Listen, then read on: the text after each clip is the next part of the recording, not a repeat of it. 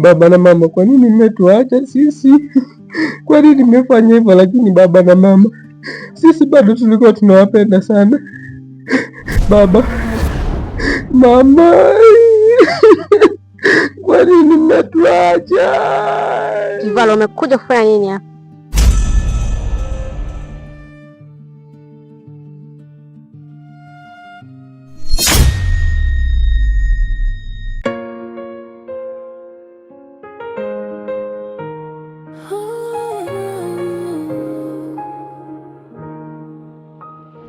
Oh baba, nakukumbuka sana.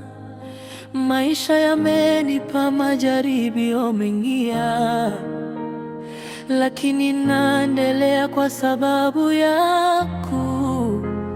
Nilipokuwa mdogo ulinishika. Kaka, mbona siku leo unawaza nini? Hivi mbona unataka kuwa kama mtoto mdogo? Wazazi wamefariki, wameshafariki. Hivi unadhani ukiendelea kukaa na mawazo ndo atarudi? Sasa hivi wewe ndo baba, wewe ndo mama kwenye familia yetu, na wewe ndo unatakiwa uongoze mirathi yote iliyoachwa na wazazi. Wewe unatakiwa usimame kama mwanaume, sio kukaa na mawazo.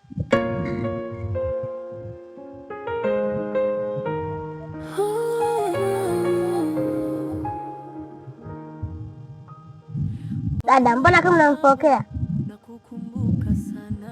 Alafu ni kweli usimfokee. Hebu nyamazeni kwanza. Usiwakataze kuongea, waache waongee. Hivi nadhani unachokifanya kiko sahihi? Badala tukae chini tuzungumze, tushauriane tunafanya nini, wewe unaanza kunipokea. Hiyo iko sawa kweli? Ina maana sisi wazazi wetu kufariki? Yaani hivi kwanza unajielewa kweli unachokiongea wewe? Unajisikia unachokiongea? Wazazi wetu ndio wamefariki. Kwa nini nisiumie moyoni kwamba wazazi wetu wamefariki, wametuacha? Wewe unaanza kunipokea. Hivi wewe unajielewa kweli? Usifike mbali. Tuachane nao. Baba kabla hajafariki kuna maagizo aliniachia. Hapo ndo umeanza kuongea sasa. Hapo ndo naweza nikakusikiliza. Unaweza ukaniambia ni maagizo gani hayo? Baba alisema ile silaha ya asili aliyokuwa akitumia. Alisema wewe ndo utaimiliki. Unasemaje? Mimi siwezi kuhama dini ya Kiislamu. Taarifa ndo hiyo. Kwa hiyo unapingana na maamuzi ya baba? Kama ni hivyo, mimi siwezi kulisi. Ndugu mshabiki wa Kivao Films, tunaomba radhi sana kwa tatizo ambalo limejitokeza kwa hii movie. Episodi ya kwanza inaitwa Ulisi wa Baba. Kuna tatizo la ufundi kidogo lilitokea, then tumesolve, lakini mambo tulikuwa tayari mambo yameshaharibika. So tunaomba sana radhi mshabiki wetu.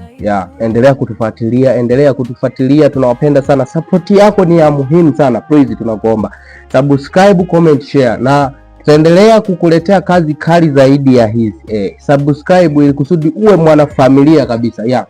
Hilo ni tatizo tu la kiufundi lilitokea kwa sababu muda ni mchache. So hilo tutasolve episode ya pili inayokuja, mambo yatakaa vizuri. Tunaomba radhi sana, endelea kutusapoti, endelea kuwa pamoja na sisi, tunawapenda sana mashabiki zetu. Yaani hata msiwaze. Subscribe, comment chochote mimi nitakujibu. Tuko pamoja mashabiki zetu. Tunawapenda sana. Bye bye.